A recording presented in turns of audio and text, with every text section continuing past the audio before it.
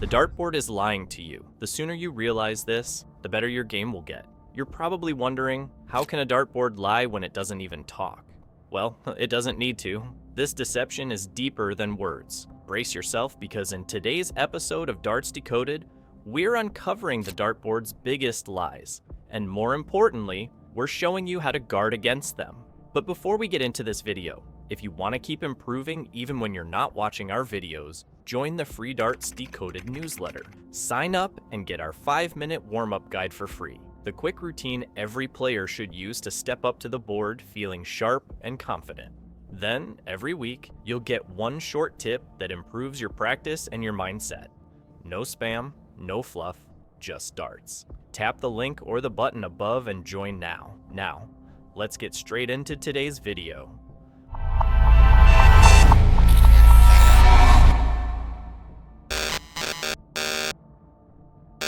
Most darts players are getting it all wrong. Ask yourself this question and give yourself an honest answer. What happens when you hit a low number? If you think deeply, you'll admit that sometimes it makes you feel like you're not good enough. And whether you like it or not, that single moment can mess with your focus. And when your focus slips, your results follow. This is an issue because you're probably now treating every score like a verdict. Oftentimes, darts players walk up to the 𝗂𝘂𝘀𝗀𝗀𝗀 wanting big numbers. Ton 40s, ton 80s, and of course, clean checkouts. But the moment the marker reads low, the story in their heads changes. If you ever find yourself in this situation, you might start believing you're not making any progress. But the truth is, you are. In fact, you're much closer than you realize. Look closer at that so-called bad throw and intentionally ask yourself some more questions. Did the dart graze the wire? Did it just drift off the treble bed? It could even be that it hit single 1 instead of treble 20. If that's the case, know this simple yet crazy truth. That's not a disaster. You may not realize immediately, but that's actually proximity. Here's something most players don't realize. The dartboard doesn't care about your emotions. It simply records how close you are.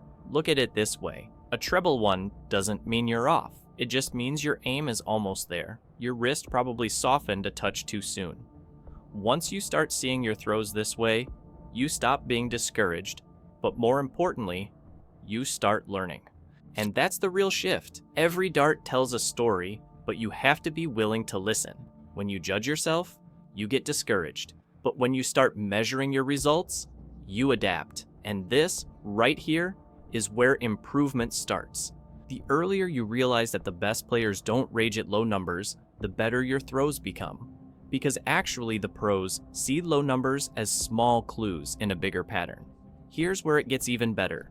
The difference between a poor score and a great one isn't huge. It's measured in millimeters, not miles. So the goal isn't to chase perfection.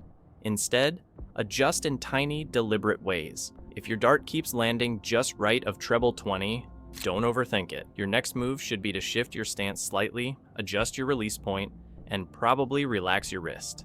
That's when you'll realize that one tiny correction can transform your entire game. Here's a quick task for you. Watch the pros closely, research about them, and you'll realize that they all have routines that look almost boring. Some people think that's luck or superstition, but no, it's simply control. The routines are what keep their aim steady under pressure. When you repeat a routine until it's second nature, the 𝗂𝘂𝘀𝗀𝗀𝗀 stops feeling like a battlefield. In fact, it starts feeling like home. But even with all that, you'll still miss sometimes.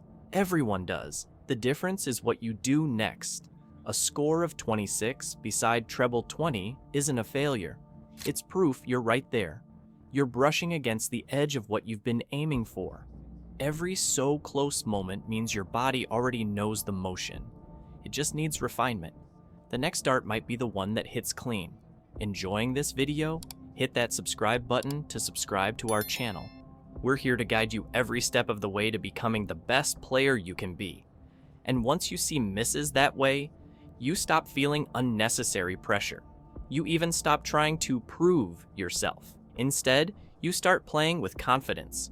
You begin to throw freely, like a player who knows that even a bad score can be useful. Every throw becomes an experiment, not an evaluation. That's when the game starts feeling lighter and your accuracy starts to rise without you even noticing. Keep this in mind. Confidence isn't magic. It's built through small wins, one accurate dart, one calm throw, one smart adjustment at a time. Celebrate the near misses. Smile when you hit the wire. Those tiny victories stack up quietly until one day you realize you're landing trebles without even thinking about it. Step back to the 𝗂𝘂𝘀𝗀𝘀 with this truth in your mind. Forget the score and focus on the throw. Because the dartboard might tell you what you scored, but only you can decide what that score means. There you have it. Darts Decoded. The dartboard is lying to you. If you found this video helpful, give it a like and share it with a friend.